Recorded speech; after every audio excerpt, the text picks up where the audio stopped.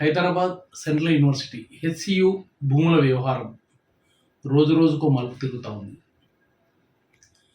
రాష్ట్ర ప్రభుత్వం 400 ఎకరాల కంచగచ్చవోలి భూములని విక్రయం కోసం సిద్ధం చేయడం వివాదాస్పదమైంది.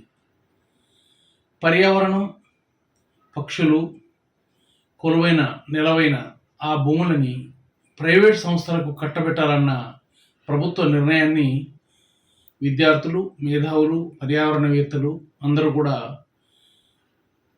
ముక్త కంఠంతో ఖండిస్తున్నారు.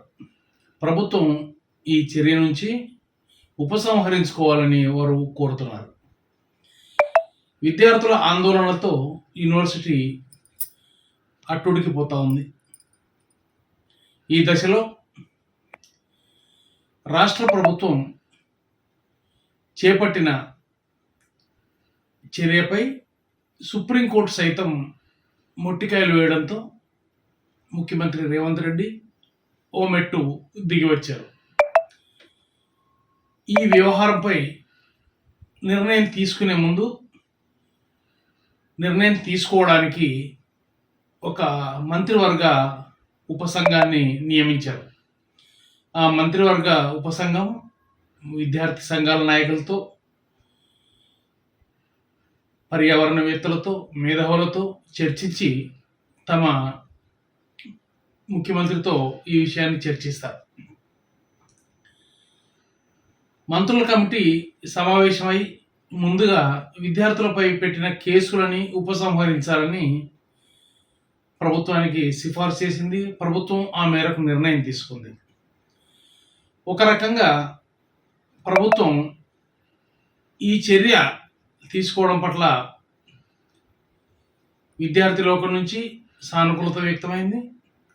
అదే సమయంలో ఈ భూముల విక్రయ ప్రతిపాదనను పూర్తిగా విరమించేదాకా ఈ ఉద్యమం నుంచి విరమించేది లేదని తెగేసి చెప్తున్నారు. ఇదిలా ఉండగా ఈ భూముల వ్యవహారం రాష్ట్ర ప్రభుత్వాన్ని కాస్త ఇరకాటంలో పెట్టిందని చెప్పొచ్చు. కాంగ్రెస్ అధిష్టానం ఈ విషయాన్ని సీరియస్గా తీసుకున్నట్లు తెలుస్తుంది. కాంగ్రెస్ రాష్ట్ర వ్యవహారాల ఇన్ఛార్జి మీనాక్షి నటరాజన్ ఈ విషయంలో ప్రభుత్వాన్ని ఒక రకంగా మరింత ఇరకాటంలో పెట్టారని అనిపిస్తోంది. గాంధీ భవన్కు పరిమితం కావలసిన ఆమె నేరుగా సచివాలయానికి వెళ్ళి మంత్రులతో సమావేశం కావడాన్ని కాంగ్రెస్ నాయకులే ప్రశ్నిస్తున్నారు. ఇది రాష్ట్ర ప్రభుత్వాన్ని ఇరుకున పెట్టడం కాదా అని చెప్పి వారు ప్రశ్నిస్తున్నారు.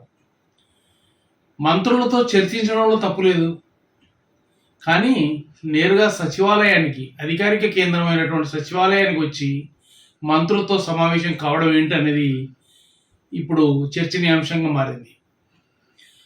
రాహుల్ గాంధీ హెచ్సియు విషయంలో ఒకంత పట్టుదలతో ఉన్నారని, ఈ విషయంలో ఆయన రాష్ట్ర ప్రభుత్వ పనితీరుని తప్పుపడుతున్నారని మనకు వార్తలు అందుతున్నాయి.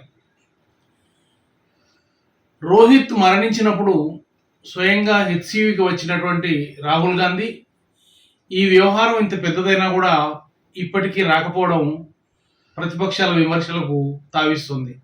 అయితే వ్యవహారాన్ని చక్కబెట్టేందుకు ఢిల్లీ నుంచి అధిష్టానం మీనాక్షి నటరాజన్కి బాధ్యతలు అప్పగించడంతో ఆమె నేరుగా రంగంలో దిగారు. ఆమె విద్యార్థి నాయకులతో, మేధావులతో కూడా, పౌర సంఘాల ప్రతినిధులతో కూడా చర్చలు జరిపారు.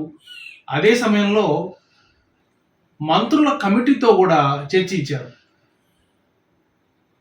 చర్చించడం తప్పు కాకుండా సచివాలయానికి వచ్చి నేరుగా అధికారిక కార్యక్రమాల్లో పాల్గొనడం ఏమిటి అనే విమర్శ వస్తుంది. అయితే ఆమె చర్యను సమర్థించేవారు కూడా కొంతమంది ఉన్నారు. ఆమె ఎవరికి ఏమీ ఆదేశాలు ఇవ్వట్లేదు. మంత్రులను ఎక్కడ కలిస్తే ఏంటి, ఆమె కావలసిన సమాచారాన్ని సేకరించుకున్నారు, ఆమె ఏం మాట్లాడాలో అది మాట్లాడారు, అంతే తప్ప సిబ్బంది కానీ అధికారులకు కానీ ఎలాంటి ఆదేశాలు జారీ చేయలేదు కదా అనే వాదన కూడా ఉంది. అయితే కాంగ్రెస్ అధిష్టానం నేరుగా రంగంలో దిగడం ప్రతిపక్షాలకి కొత్త అస్త్రాన్ని అందించినట్టయింది. ప్రతిపక్షాల విమర్శలు ఇంకా కొనసాగుతూనే ఉన్నాయి. ఈ హెచ్సియు భూములను అతి తక్కువ ధరకు కొట్టేయాలనేటువంటి కుట్ర దాగి ఉందని ప్రధాన ప్రతిపక్షం బీఆర్ఎస్ ఆరోపణ చేస్తుంది. చివరికి ఈ వ్యవహారం ఎటువైపు మలుపులు తిరుగుతుందో, ఇది ఎలా ముగుస్తుందో వేచి చూడాల్సిందే.